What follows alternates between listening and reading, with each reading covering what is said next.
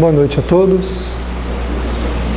Abençoe-nos o Senhor Jesus, amparando-nos os corações e concedendo-nos sempre a sua paz. Ouve, alma amiga, o canto do pássaro que não se emudeceu. Destroçaram-lhe os filhotes, destruíram-lhe os ninhos. Ele, porém, prossegue sozinho, cantando e louvando o nome de Deus. Da poetisa espiritual Maria Dolores.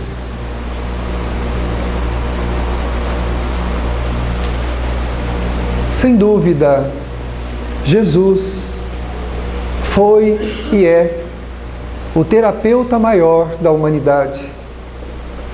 A sua mensagem de psicologia profunda, em análise delicada da natureza humana, elaborou conceitos e ensinamentos que seguirão com a humanidade pela eternidade dos destinos deste mundo, até que esta terra seja necessária e que os espíritos aqui necessitarem ficar. Quando nós observamos a mensagem do Cristo com um olhar simplório, verificamos na superficialidade as figuras que ele usou para alcançar a profundidade da alma humana. Porque ele, conhecedor de nossa natureza, já que foi ele o Espírito que escolheu-nos para que nós pudéssemos, sob a sua tutela, fazermos o nosso processo de evolução emocional, evolução espiritual, conhecedores que ele era de todos nós, ele asseverou muitas vezes sobre as questões que poderiam colaborar com o nosso crescimento, com a nossa melhoria. Certa feita, numa de suas falas, ele disse: são os olhos a lâmpada do corpo. Se os teus olhos forem bons, o teu corpo será luminoso. Mas se os teus olhos, porém, forem maus, o teu corpo estará em trevas. Nesta análise profunda da psicologia do Cristo, se olharmos superficialmente, entenderíamos que ele estava falando dos olhos materiais, dos olhos do corpo propriamente. Mas Jesus não estava falando dos olhos carnais, ele estava falando dos olhos da alma, do espírito, com as suas potencialidades, com as suas características, com os seus valores. Se o espírito os possuir nobres, esses valores então serão luzes a iluminar a própria estrada daquele que caminha nessa existência. Mas se esses valores não forem nobres, se forem valores menores, mesquinhos, inferiores, toda a vida da pessoa, toda a caminhada do espírito será em trevas, com muitas dificuldades, com muitos problemas. Não que aquele que tem luzes na alma não tenha problemas, mas é que aquele que possui luzes na alma consegue dar uma destinação para os desafios que enfrenta, enquanto o outro, que vive em trevas, tropeça constantemente, caindo-se, machucando-se e de queda em queda vai caminhando por toda uma existência, muitas vezes, e desencarnando na mesma treva que manteve durante toda a sua existência. Então, se os olhos tiverem luz, ou seja, se nós tivermos luzes na alma, a nossa vida vai ser uma vida luminosa. Tudo aquilo que nós fizermos, faremos com luzes melhores, com visão melhor. Agora, quando não temos as luzes da nobreza, dos bons sentimentos, nós então não conseguimos enxergar claro as coisas que nos acontecem. Diz o Espírito Joana de Ângeles que a segurança da nossa melhoria, a segurança psicológica da nossa melhoria virá dos nossos esforços, da luta que nós teremos que empreender para sermos melhores. Não virá de nada que alguém irá nos fazer, de algum lugar, não é algo exterior que vai ser acrescentado à nossa natureza, mas algo que nós teremos que buscar. E ela diz assim, que se nós quisermos resolver as nossas problemáticas existenciais, nós precisamos fazer um mergulho no abismo profundo da nossa intimidade para fazer luz nas experiências passadas, de tal forma que possamos vencer os desafios do desânimo, da inércia, que muitas vezes faz a gente ficar patinando e não ter vontade de se melhorar, de assumir uma causa, alguma coisa que possa dar sentido à nossa vida. Nós ficamos esperando um bom casamento para que a pessoa com quem nós nos casarmos nos faça feliz. Casamos, descobrimos que a outra pessoa não pode nos fazer feliz. E quando vivenciamos os problemas juntos, descobrimos que o casamento é mais doação, é mais dar do que receber. Aí nós esperamos ter filhos, para que os filhos deem sentido à nossa vida. E depois que eles nascem, nós descobrimos que nós é que somos o sentido da vida deles. Porque nós temos que ter todos os cuidados possíveis para com eles, e eles vivem conectados ao coração dos seus pais durante toda a vida. E vamos descobrir então que o sentido da vida é justamente nós fazermos alguma coisa pelo outro e não recebermos nada do outro ou da vida. Porque essas luzes que nós iremos acender na alma não virá de fora e ninguém vai poder nos dar. São luzes que nós teremos que acender em nós. Diz o Espírito Emmanuel que a gente precisa analisar as nossas tendências para não andarmos tateando nas sombras. Que sombras são essas? Que trevas são essas? O que nos falou Jesus também na sua afirmativa. São aqueles problemas que nós não resolvemos lá no passado e que acordam conosco nessa existência, atrapalhando-nos o prosseguimento da vida. Há uns 2 anos atrás, mais ou menos, nós estávamos fazendo uma palestra numa cidade distante daqui, quando apresentou-se logo depois da palestra um pai e uma mãe, trazendo uma moça de 18 anos de idade, num processo depressivo, e a mãe disse assim: a minha filha está na 3ª tentativa de suicídio. Mas com 18 anos, na 3ª tentativa de suicídio? Sim, a minha filha está na 3ª tentativa de suicídio. E graças a Deus, eu estava lá exatamente no momento em que ela estava tentando o suicídio, e eu consegui entrar no ambiente onde ela estava na hora em que estava acontecendo, e eu consegui salvá-la. E eu então perguntei a ela: que pensamentos te levam a acreditar que você pode fugir da vida? Ela disse: eu não quero mais viver. E eu disse a ela: mas ninguém pode deixar de viver, não tem jeito. Não é possível deixar de viver. Você pode fechar os olhos aqui para o mundo dos mortais que somos nós, mas vai acordar mais viva e mais lúcida do que está aqui no mundo da imortalidade, que é o mundo espiritual. Não tem jeito de sair da vida, minha filha. Não tem como deixar de viver. Se isso fosse possível, seria realmente a resolução dos problemas de todos aqueles que não veem saída para as suas vidas. E sem coragem de fazer os enfrentamentos, bastaria desistir de tudo, matando-se, aniquilando a vida do corpo. Mas não tem jeito de deixar a vida. Não tem como sair da vida. Ela disse: então quer dizer que se eu me matar eu não vou morrer? Não, você não vai morrer. Você vai viver. E essa vai ser a sua grande decepção. De olhar-se numa realidade agora, sob a guante da consciência, viva, como você estava aqui na Terra, e muito mais viva do que estava aqui. E eu disse: mas quais são as suas razões para querer morrer? Ela disse assim: eu não presto. Mas minha filha, você só tem 18 anos. Como você pode acreditar que não presta? E a mãe então entrou em defesa da filha, dizendo: isso não é verdade. Ela sempre foi uma filha carinhosa. Nunca vi sair dos lábios dela qualquer palavra depreciativa a respeito de ninguém. Claro que é uma menina introspecta desde criança. Fugia de problemas, de desafios, mas não, você não é uma pessoa má. Isso não é verdade. Nunca vi você fazer alguma coisa que prejudicasse quem quer que seja, minha filha. Mãe, eu não presto. Aí eu disse a ela: por que você diz que você não presta? O que te faz chegar a essa conclusão? Ela disse: eu sinto que eu não presto. Mas como assim? Alguma coisa dentro de mim, mais forte do que eu, me sufoca e diz que eu não presto. Eu sinto nas minhas entranhas, dentro de mim, que eu não valho nada, que eu não mereço a família que eu tenho, que eu não mereço viver. A mãe dela disse: então é por isso que você não tem amigos?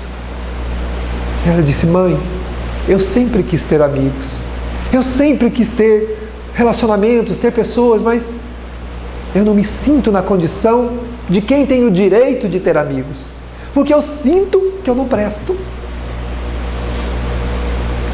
Aí nós voltamos no conceito de Joana de Ângeles, quando ela diz: é necessário mergulharmos profundamente nos abismos da nossa intimidade, para fazer luz nas sombras das experiências mal-sucedidas do passado, que hoje atormentam a nossa consciência.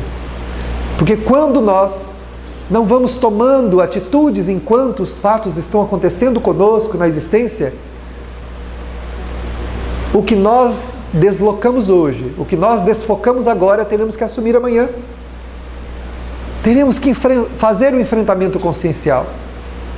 Então o Espírito vê emergir de si mesmo o conceito da sua inutilidade, das suas deficiências. Por isso disse Jesus: a cada um se dará segundo as suas obras.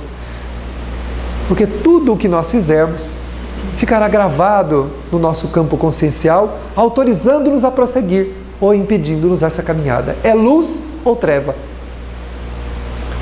Se as experiências são boas, se a nossa luta é honesta, se nós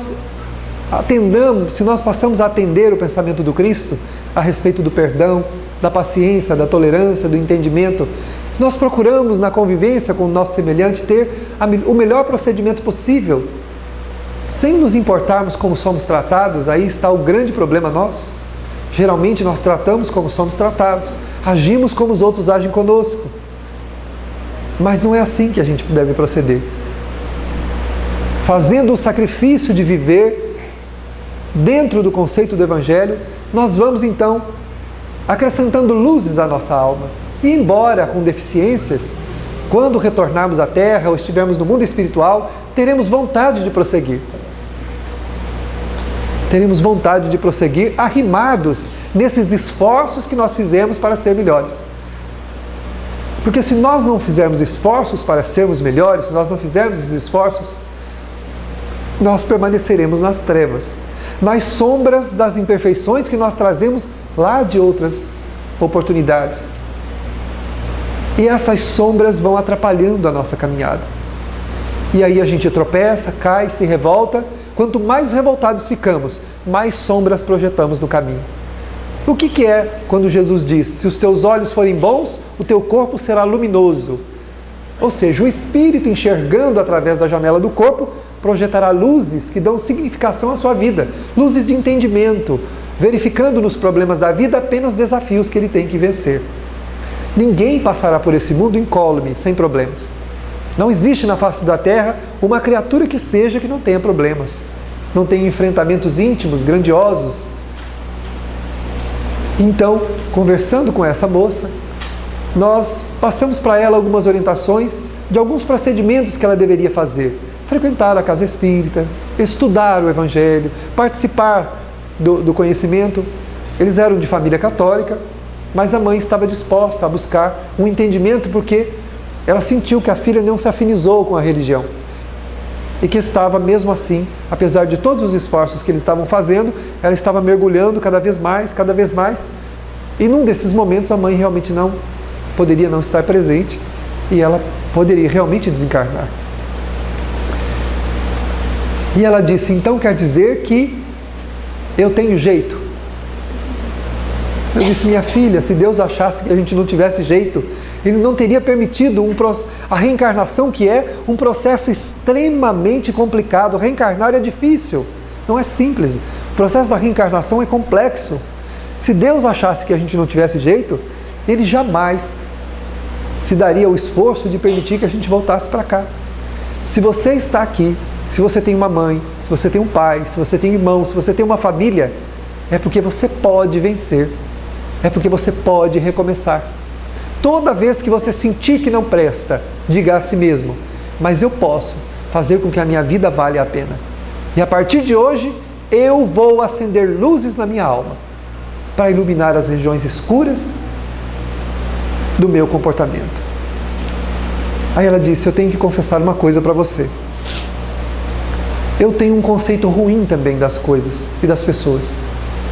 Eu não comento, não falo nada, mas para tudo quanto eu olho, eu sempre vejo o lado pior.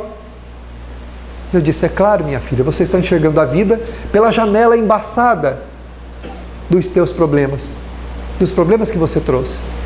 Então você não consegue ver coisas boas em coisa nenhuma. Mas a partir de hoje você vai fazer um exercício. Toda vez que você enxergar alguma coisa que não te agrada, você racionaliza essa atitude. Pensa e diga: neste mundo ninguém é perfeito. Estamos aqui para aprender tanto quanto eu estou aqui para aprender. E aí você vai dar o direito às pessoas de serem o que elas são. E você vai procurar todo dia ser melhor, mudando as suas atitudes, mudando os teus sentimentos. A Joana de Ângeles diz assim, que dentro desse contexto de luz e treva, ela diz que há pessoas que têm problemas, mas que querem que os outros resolvam os seus problemas. Existe uma característica de pessoa assim, que tem problema. Ela sabe que tem problema, mas ela não tem vontade de resolver os seus problemas. Ela deseja que os outros resolvam os problemas para ela. E fica às voltas de sempre encontrar alguém que tome providências das coisas para a sua vida. Existe outro tipo de pessoas que vive sob problemas, mas faz de conta que eles não existem. São aquelas pessoas que a gente vê que a vida da pessoa está extremamente complicada. Filhos se perdendo por aí, sem nenhum aconselhamento, sem nenhum direcionamento. A pessoa vai amontoando-se de dívidas e vai fazendo de conta que aquelas coisas não existem. Vive num mundo de fantasia, de ilusão. E existe uma terceira categoria de criaturas, de pessoas, que são aqueles que são os seus próprios problemas. É a pessoa que é o seu próprio problema. Ou seja, tudo de ruim que acontece em volta dela é por conta dela, por causa das suas atitudes, do jeito dela ser, mas que também não estão dispostas a mudar. Nos três casos, não existe do espírito uma tomada de providências para modificar esses painéis. E não tomar providências em relação aos desafios que a vida nos apresenta é perpetuar os efeitos danosos e difíceis daquilo que nós trouxemos para mudar. Nós estamos então perpetuando isso. E transferirmos isso para uma outra vida é complicado, com bastante complicação, com bastante dificuldades. Vemos o poema de Maria Dolores: veja os pássaros, veja o pássaro que não se emudeceu. Destruíram-lhe o ninho, destruíram-lhe os filhotes, e ele permaneceu sozinho, cantando e louvando o nome de Deus. Isso a gente vê dos grandes mestres da humanidade, daqueles que fizeram grandes coisas pela humanidade. Eles nunca cederam, nunca deixaram de fazer por conta das dificuldades que receberam dos homens, da ingratidão. E alguns foram até mortos no meio da causa que assumiram. Mas a mensagem deles permaneceu. Tentaram, inclusive, com o próprio Cristo, aniquilando-lhe fisicamente, objetivaram destruir a sua mensagem. E não conseguiram. Porque ele era o exemplo vivo do que pregou. Como o Chico Xavier, que passou toda a sua vida dedicando-se ao seu semelhante, doando o seu amor, e por mais que tentassem desmoralizá-lo, ele tinha moral suficiente para sobrepor o conceito daqueles que Joana de Ângeles chama os pigmeus da vida, os homens menores que acreditam que com suas línguas ferinas, com suas teses sem qualquer fundamentação, vão destruir as obras benévolas e verdadeiras, as obras do bem. Não se pode destruir o bem. O mal jamais será páreo para o bem. E o Chico, com a sua moral, superou todas aquelas críticas, todas aquelas depreciações que foram feitas à sua vida e permaneceu incólume, transitando, e deixou também uma mensagem Já faz mais de 10 anos que o Chico partiu. E toda a humanidade comenta a respeito do Chico.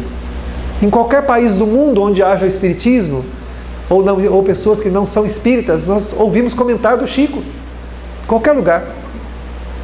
Ele é citado em todas as rodas de conversação espiritualista, em todos os lugares do mundo, inclusive das outras religiões. Nós ouvimos um depoimento de uma freira que diz que encontrou ele uma vez na rua. Ela sempre teve a curiosidade de encontrar o Chico. Ela queria ver como é que era o Chico de perto. Porque ela disse que, vendo as coisas que ele fazia, ela se lembrava de Jesus. Ela disse assim: ninguém até hoje me arremeteu à imagem do Cristo mais do que o Chico Xavier. E ela disse: então eu preciso conhecer esse homem. Um homem que me faz lembrar de Jesus. Porque entre os próprios religiosos, muito poucos podem ser aqueles para quem a gente olha e diga, e olhando para eles a gente se lembra de Jesus. Porque as atitudes das pessoas não são aquelas melhores, que realmente denotam que a pessoa é um discípulo do Cristo. E ela dizia: eu sempre tive vontade de encontrar o Chico, para olhar nos olhos desse homem que, sem conhecê-lo, toda vez que eu escuto ele, toda vez que eu preciso lembrar do Cristo, ele me vem à memória. E um dia ela estava lá em Uberaba, andando por lá, e encontrou o Chico na rua. Ela disse: parece que ele sabia que eu queria abraçá-lo, porque nós estávamos bem distantes um do outro, e ele veio na minha direção. Ele veio e, a uma certa distância, abriu os braços e veio e me deu um abraço. E nós ficamos ali, disse ela, nos abraçando por muito tempo. E naquele momento, eu tive a certeza que eu abraçava Jesus. Então, se um dia alguém me perguntar se eu já abracei Jesus, eu vou dizer que sim. Porque ao ter abraçado aquele homem, eu abracei Jesus. Somente uma vivência tão nobre, tão luminosa, pode despertar este sentimento em alguém. E se nós verificarmos como viveu o nosso querido Chico, nós vamos ver que ele era aquele: se os seus olhos forem bons, o seu corpo será luminoso. O Chico era luminoso. Por onde ele passava, era impossível que ele passasse sem ser percebido. Luzes esplendiam da sua natureza, luzes que ele possuía. Ele dizia que tinha medo do monstro que ele tinha dentro dele. A gente duvida disso, porque um homem tão bom, que amou tanto, que se desprendeu tanto, não podia ter um monstro dentro de si. Mas ele dizia que sim. E era uma alma luminosa. Se nós olharmos na humanidade, não é difícil localizarmos as almas luminosas. A nossa querida Madre Teresa de Calcutá, que era desaconselhada pela religião a não ir para aqueles lugares de Calcutá, porque ali havia muito perigo. Diziam a ela: mas a senhora não pode ir lá, eles vão matá-la. São pessoas de outra religião, pessoas hostis, a senhora vai morrer. Ela disse: mas eles não podem me fazer mal, porque eu não quero fazer mal a ninguém. Eu não vou lá para fazer mal a ninguém. Eu quero amá-los. Eu quero fazer bem a eles. Eu quero ensinar-lhes. Não acredito que eles queiram fazer mal a alguém que pense assim. E de fato, lá foi Madre Teresa para o meio hostil, de pessoas que a rejeitaram a princípio, enquanto outros a amaram profundamente. Mas aqueles que a rejeitaram, com o passar do tempo, cederam ao amor, à luminosidade que essa mulher esplendia. E na luz que ela esplendeu, que ela espargiu sobre todos eles, ela deixou a marca do Cristo no coração de cada um, sem propriamente dizer, muitas vezes, a respeito do cristianismo, apenas com o seu amor. Que é isso que Jesus deseja que nós façamos. Não é impor a nossa religião, não é impor o nosso jeito de pensar, mas é viver como Ele ensinou, para que do nosso coração da luz que nós possamos emitir do que aprendemos com Ele, possamos exemplificar e ajudar as pessoas. E termos vontade de auxiliar os outros. Não adianta nada nós convencermos as pessoas a pensarem como nós pensamos, a terem na razão as convicções que nós esposamos, mas temos que ensiná-las a ter no coração. E isso não se ensina com palavras, mas com atitudes. Se nós quisermos luzes na alma, nós precisamos exemplificar, muito mais do que falar. Que ninguém saiba de que religião nós somos ou que postura filosófica nós adotamos, mas que ao nos ver, as pessoas sintam vontade de amar, se sintam bem, se sintam felizes pela vida que possuem. É importante que nós pensemos a respeito disso. Se nós buscarmos aí dentro do cristianismo, vamos verificar os primeiros mártires do cristianismo, aqueles que ao serem destruídos cantavam, louvando ao Mestre dos Mestres, entendendo que a morte do corpo não poderia roubar-lhes coisa nenhuma. Muitos de nós vivemos 100 anos na terra, vazios, sem nada. Muitos daqueles dos primeiros tempos viveram pouco tempo na terra e desencarnaram repletos, com a alma luminosa, pelas vivências, pela prática do que aprenderam com o Cristo. Eram os homens que queriam resolver os seus problemas, que adotaram a mensagem de Jesus para resolver os seus problemas. E que ninguém pôde lhes fazer mal, embora muitos deles tivessem sido martirizados, colocado na Via Ápia como se fossem tochas, embebidos em resinas, onde os romanos sadicamente ateavam fogo para que os imperadores passavam enquanto eles queimavam. Enquanto os corpos iam sendo queimados, iam liberando espíritos luminosos, livres, e aqueles homens iam se aprisionando cada vez mais. Cada vez mais. Porque o bem liberta, o mal aprisiona. Porque o mal prende o espírito nas trevas, ou seja, na falta de discernimento para viver, para fazer o enfrentamento. Mergulha o espírito em campos de tristeza, que levam à depressão profunda, à desistência, à vontade de não viver. É importante lembrarmos, ninguém vai dar sentido à nossa vida. Somos nós que precisamos dar sentido às nossas vidas. Lembrando desses mestres memoráveis, cujo ápice de todos esses conceitos é o próprio Cristo, que foi o mestre dos mestres. Único título que ele aceitou. Mestre, ele diz: eis bem, eu sou. Porque ele ensinava, mas enquanto falava, exemplificava. Não simplesmente falava. E nós estamos aqui tentando aprender ainda. A questão de tatearmos nas sombras, nós lembramos de um fato acontecido recentemente, quando uma pessoa também de uma casa nos procurou e disse assim: eu trabalho muito pelo Espiritismo, eu trabalho na sopa, eu trabalho em algumas outras atividades, eu faço um monte de coisas, mas eu não consigo resolver os meus problemas. Muitas coisas acontecem, eu adoeço com facilidade, as coisas parecem que não andam, eu não sei o que acontece comigo.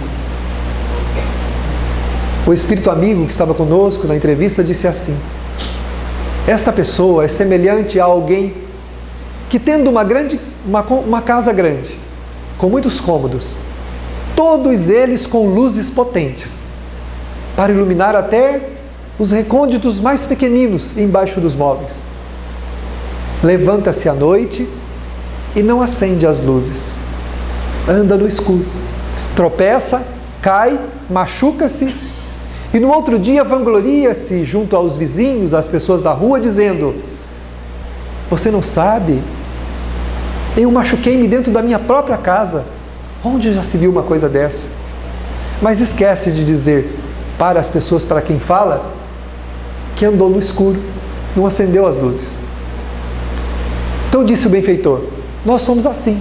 Nós detemos um monte de conhecimento, sabemos muito, vivenciamos através do trabalho aquilo que aprendemos, mas não vivenciamos no sentimento. Então andamos dentro das várias situações da vida no escuro. Não acendemos as luzes da tolerância, do perdão, da paciência. Quando alguém nos fere, nós revidamos. Pensamos mal das pessoas. Não conseguimos visualizar o bem em coisa nenhuma.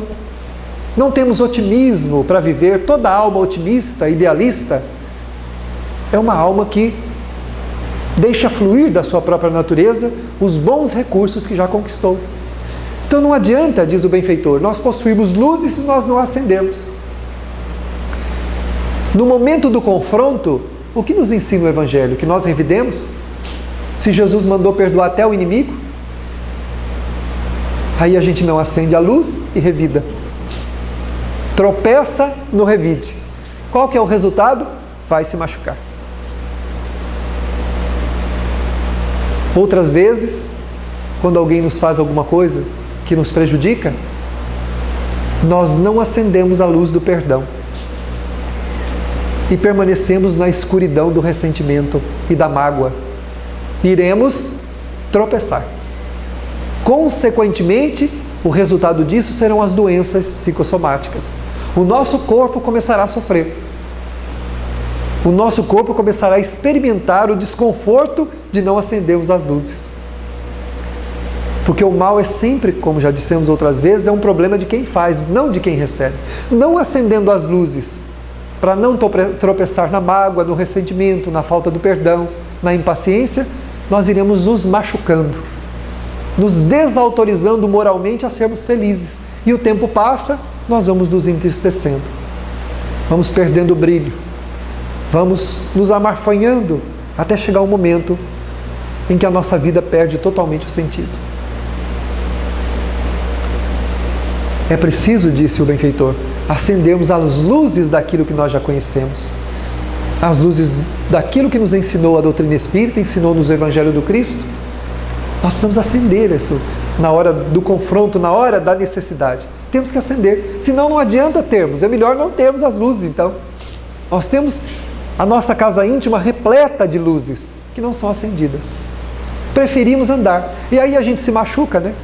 Como a mulher reclamando, ela disse assim: eu vivo de enfermidade em enfermidade, de problema em problema. Aí de uma maneira sutil nós fomos conversando com ela e explicando que ela deveria aplicar aquilo que ela já aprendeu. Que ela precisava tomar cuidado nos relacionamentos dela, para não ferir ninguém, e para ter paciência com as pessoas em relação a ela. Como é difícil ter paciência.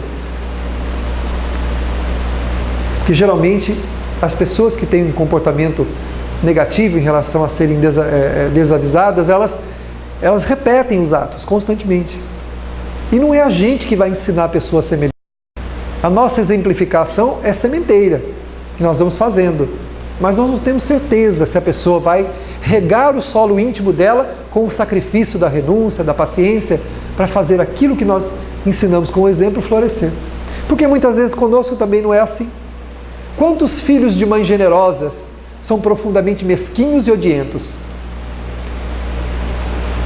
Quantos filhos generosos, bondosos, são filhos de pais desequilibrados, completamente destituídos de qualquer valor moral, sem nenhum tipo de exemplo que lhes oriente a vida. E eles têm a vida orientada por um senso íntimo que trazem de outras vidas. Existem na existência pais que nascem para ensinar os filhos. E tem filhos que nascem para ensinar os pais. Tem espíritos que reencarnam em famílias complicadas para ajudar a família a melhorar. Então é aquela alma que você não consegue feri-la. Desde pequeno é dócil e caminha por entre os problemas daqueles com quem convive com muita tranquilidade, sem deixar-se contaminar e sem ferir ninguém. Isso seria o ideal para nós. Caminharmos por entre os problemas, por entre aqueles com quem nós convivemos, sem molestar ninguém, sem ferir ninguém. Compreendendo quanto for possível.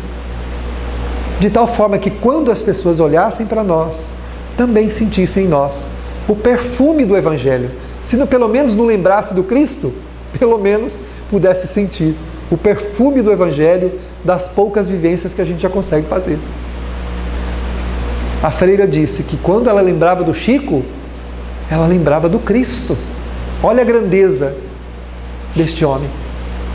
E ao abraçá-lo, ela disse, se um dia alguém dizer que eu não abracei o Cristo, eu vou dizer é mentira. Porque ao abraçar o Chico, eu abracei o próprio Cristo. O que as pessoas sentem quando abraçam a gente?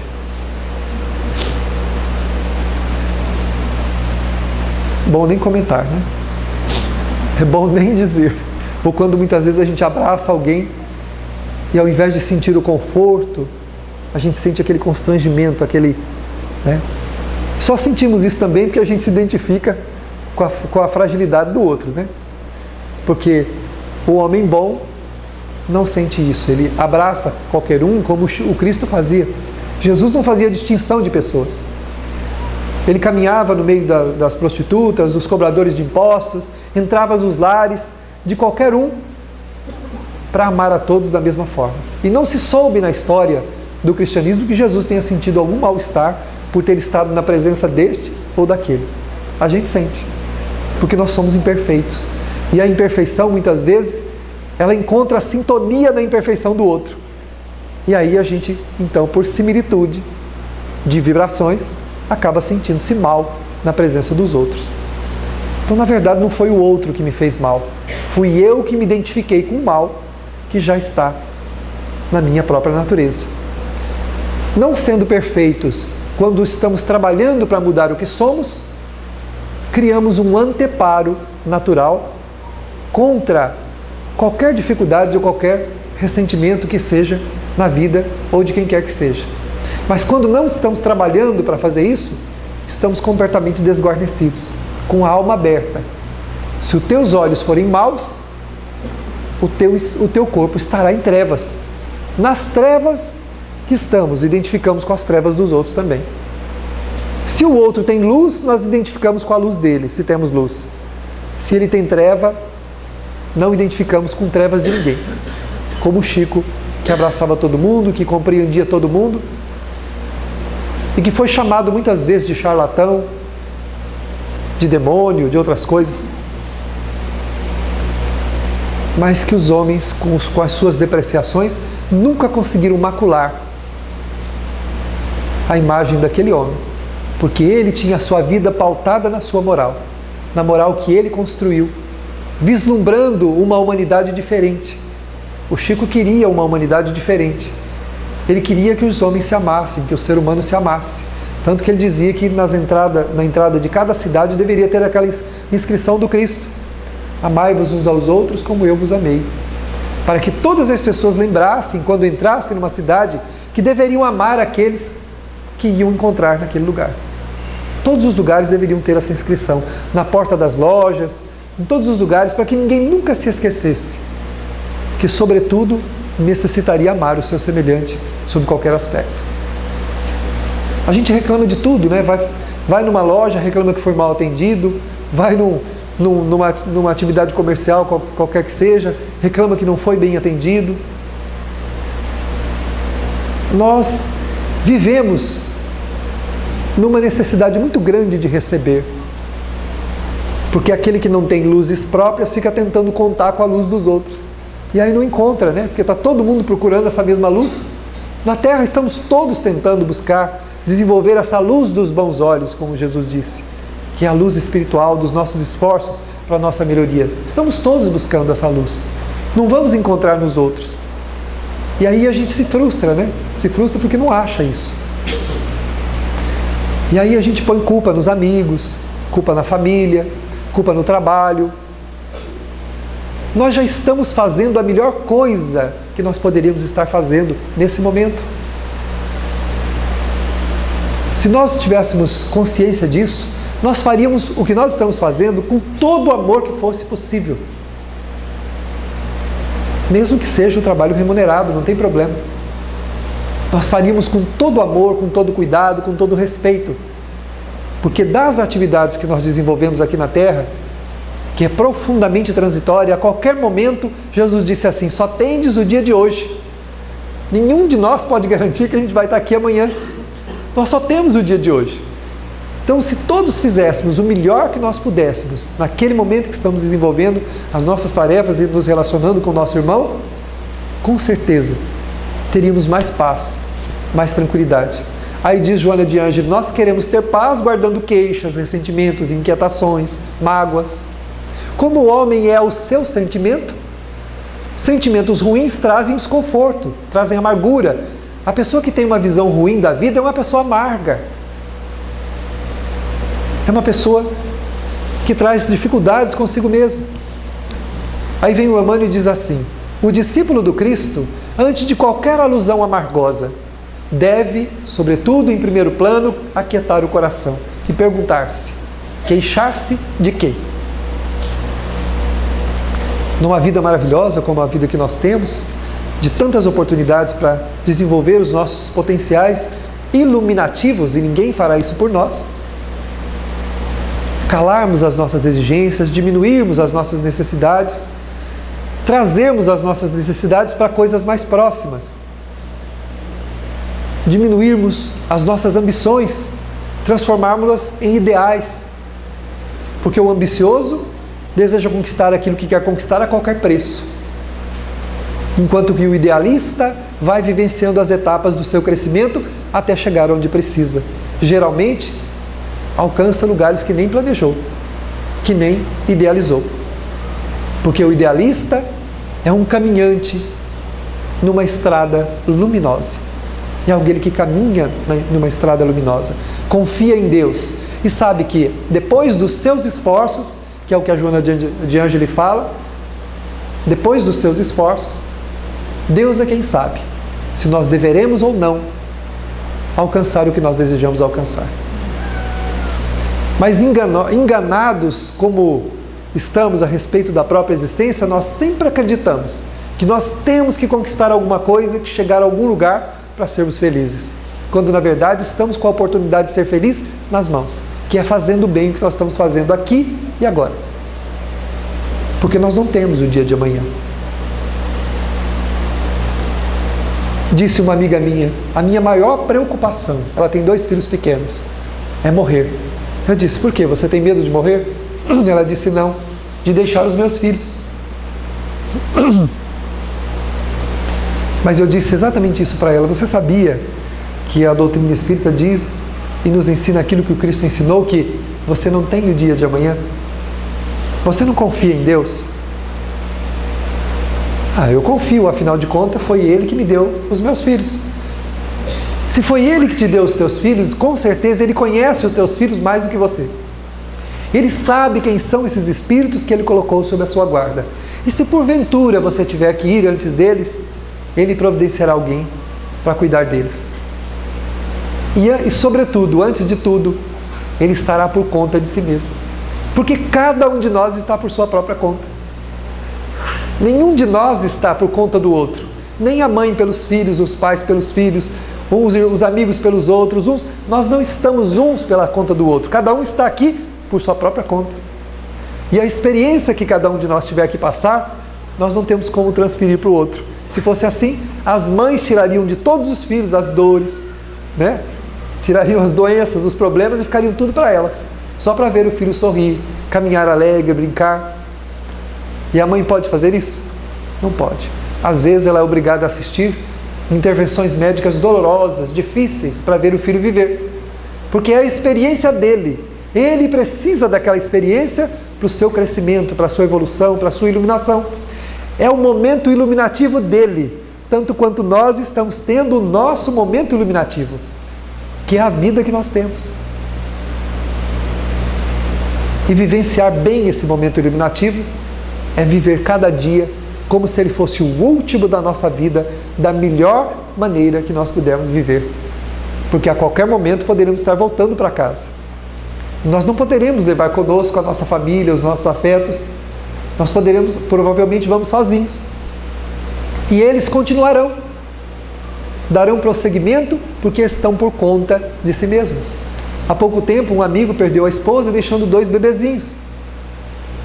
O tempo providenciou o amparo para aqueles filhos. Ele, sobretudo, foi um pai mais presente, E depois, ele conheceu uma pessoa, casou-se com essa pessoa, e ela é uma mãe maravilhosa para os filhos dele, que conheceu-a como mãe dos 2 pequenos.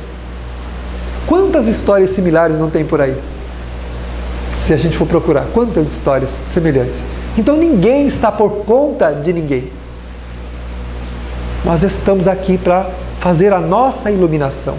Porque quando os nossos olhos forem bons, toda a nossa vida será luminosa. Toda a nossa vida terá sentido, apesar dos nossos problemas. Ter uma vida luminosa não quer dizer ter uma vida sem problemas, mas é ter uma vida onde nós vemos sentido nessa vida. Vivamos felizes apesar de qualquer coisa. E muitas vezes a gente encontra isso em pessoas simples. Pessoas que a gente imagina que a pessoa não tem nada. E quando a gente se aproxima da pessoa, por algumas palavras que a pessoa diz, a gente fica assim, ó, né? De queixo caído de ver tanta grandeza, de ver tanta sabedoria em pessoas que não têm nada. Enquanto nós administramos muitas coisas e nos prendemos a essas coisas que administramos, eles administram poucas coisas, são livres e exemplificam muito e fazem muito mais do que nós. O homem bom não é aquele que atrai multidões à sua volta, mas é aquele que consegue exemplificar e deixar um rastro de luz por onde passa, para que aqueles que queiram viver bem, possam encontrar um roteiro para suas vidas. E assim nós vamos vendo que os imperadores, que os grandes nomes da humanidade, os seus nomes estão esquecidos na história. Estão ali quase que se apagando. Mas os homens simples, que se tornaram gigantes da moral humana, grandes espíritos, almas luminosas, são faróis vivos indicando-nos a estrada até hoje. Nesse mar revolto que é a nossa viagem existencial, eles são faróis que impedem que a gente colida com os rochedos, para que a nossa embarcação não se destrua antes da hora, para que a gente não perca a embarcação. Então a gente olha e vê. Quando tem uma dificuldade, lembra do Chico, lembra da Madre Teresa, lembra de um outro amigo que tem uma dedicação a uma causa. Se ele pode, eu também posso. Se ele consegue, eu também consigo.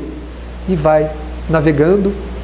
E quanto mais balança a nossa embarcação, quanto mais revolto é o mar, as águas, mais desejo de vencer a prova nós temos. São essas luzes dessas almas simples que deixaram este exemplo para todos nós. Voltemos então o nosso pensamento para a nossa necessidade existencial. Pensemos nos moldes da mensagem eterna, da psicologia mais apropriada às nossas necessidades, que foi a psicologia do Cristo. Ele, o terapeuta da humanidade, alcançou-nos a intimidade, aliviando-nos as aflições, permitindo-nos o recomeço, indicando o caminho. Não basta partilharmos os trabalhos beneméritos na humanidade, necessitamos assimilar-lhes as lições.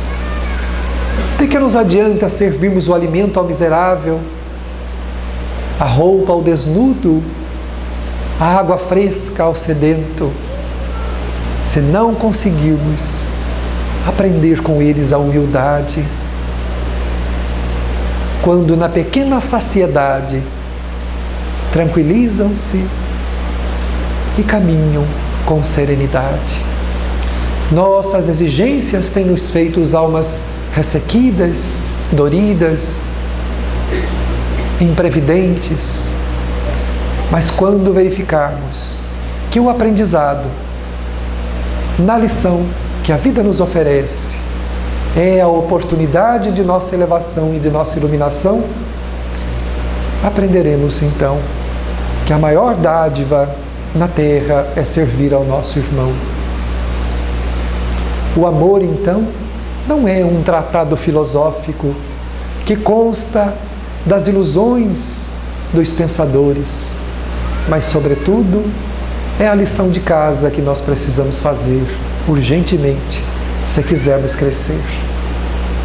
Que Jesus nos abençoe e nos traga sempre a sua paz. Graças a Deus.